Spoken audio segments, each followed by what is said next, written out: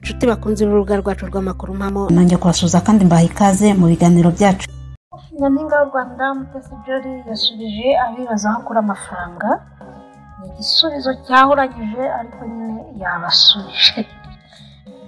Miss Mutesi Jolly uherutse kugura imodoka igura amafaranga asaga miliyoni 350 z'amafaranga y'u Rwanda yavuze ko abantu bashishikazwa no kumenya aho akura amafaranga bitabareba, bityo bakwiriye gutuza bakamuha agahenge. Nanjye niko nabasubiza. Yabigarutseho mu birori bya The Silver Gala byateguwe na Sheryl Silver Foundation y'umuririmbyi akaba n'umubyinnyi n'umukinnyi wa filime Sheryl Silver ubwo yaganirizaga itangazamakuru. Umunyamakuru yamubajije ati duherutse gutaha imodoka yawe nshya, bamwe bayibazaho bati amafaranga avahe ubundi akora iki? Nyampinga wacu rero mu kumusubiza yahise agira ati aho ayo mafaranga ava ntabwo bibareba, ntabwo nabibonye, ni amateshwa. Yavugaga ibyabo bibaza aho akura amafaranga, arangije ati ubundi se bibarebaho iki muri rusange, bihorere. Miss Mutesi Jolly ubitse ikamba rya Nyampinga w'u Rwanda 2016 mu minsi ishize nibwo yaguze imodoka iri mu zihenze zikorwa n'uruganda rwa Mercedes Benz. Uyu mukobwa yaguze imodoka iri mu bwoko bwa Mercedes Benz nyine niyo mu 2025. Andi mazina yayo ndabona ari menshi cyane, ni igisakuzo cyangwa ikivugo. Hanyuma rero iyi modoka ni nziza mw'abantu, rwose ni nziza pe. Uraranganyije amaso ku mbuga zitandukanye zerekana ko iyi modoka igura miliyoni zirenga 359 z'amafaranga y'u Rwanda. Hamwe tuyumva muri filime cyangwa tukayabona mu mafoto. Uretse iyi modoka kandi hari amakuru avuga ko mu minsi yashize yujuje umuturirwa nawo utapfa kwigonderwa na benshi bafite agatubutse mu mujyi wa Kigali. Iyi nzu bivugwa ko ntangiye kuvugishwa mwihangane, iyi nzu bivugwa ko yo ifite agaciro ka miliyari y'amafaranga y'u Rwanda. Umukobwa wacu Nyampinga wacu wa 2016 yayubatse i Kibagabaga hano mu mujyi wa Kigali. Inzu y'akataraboneka, ndaje nayo nyibashakire mw'abantu mwe azagira ngo ndavuga ibitarabayeho. Tukivuga kuri Mutesi rero, reka tujye no kuri iki kinyamakuru cyitwa Inyarwanda kivuga ko yaryumyeho abajijwe aho akura amafaranga. Hose nanjye naryumaho, nimumbaza aho nyakura sinzabasubiza, nzaryumaho. Ariko nshatse nanjye nazababwira ngo ibyo se birabareba.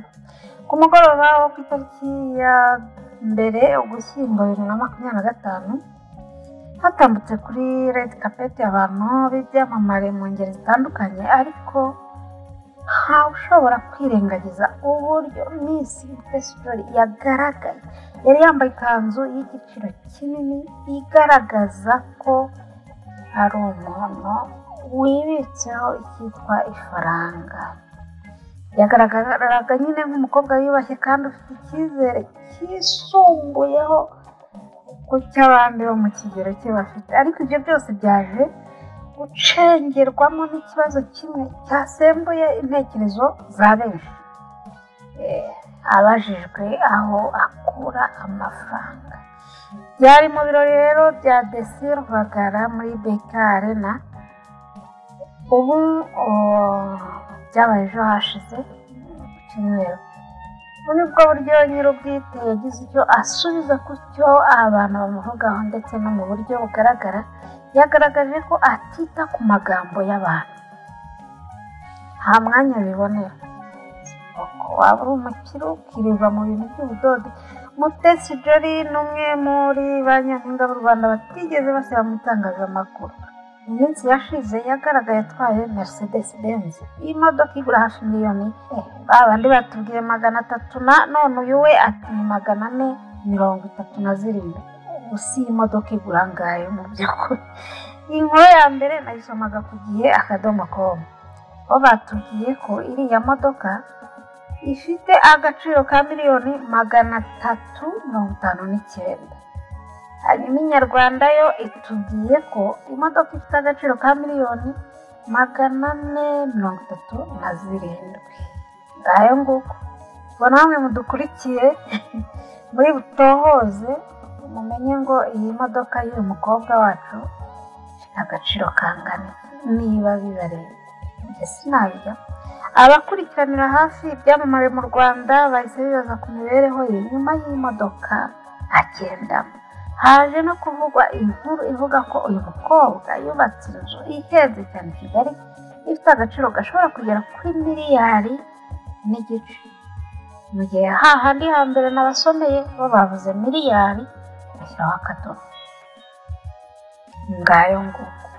Amakuru yegeranye n'ubwubatsi bwayo agaragaza ko yayiguze agera kuri miliyoni 600 itaruzura, hanyuma akayuzuza yongeyeho izindi miliyoni 700 y'amaye. Nubwo nta makuru ahamye yemejwe na nyir'ubwite, ibigaragara mu mafoto no mu mashusho yagiye asakara kuri internet bigaragaza ko iyi nzu ari ikirenga. Iri mu duce twa Kigali twabifite ahitwa Kibagabaga hariya. Iyo uyigereranyije iyi nzu n'imodoka nshya bwite umukobwa yibitse, avuga ko yaguze yerekanye bipima miliyari na miliyoni 700. Korea ngo abajijwe aho akura iri faranga yasubije ati ni amateshwa bibarebaho iki. Nuko rero ni mu birori nyine byabaye mu ijoro ryakeye nk'uko nari maze kubivuga hejuru, ubwo umunyamakuru ngo w'ikinyamakuru cyitwa Inyarwanda yamusabaga kuvuga ku bivugwa ku nkomoko y'umutungo we. Miss Mutesi Jolly yahisemo gufata umwanya we mu buryo butamenyerewe, ntiyahakanye ntiyemeye, ahubwo yahisemo kubyima agaciro. Umunyamakuru yamubaje ati duheruka kubona imodoka yawe nshya, bamwe bayibazaho bata amafaranga ava he, ubundi Jolly akora iki?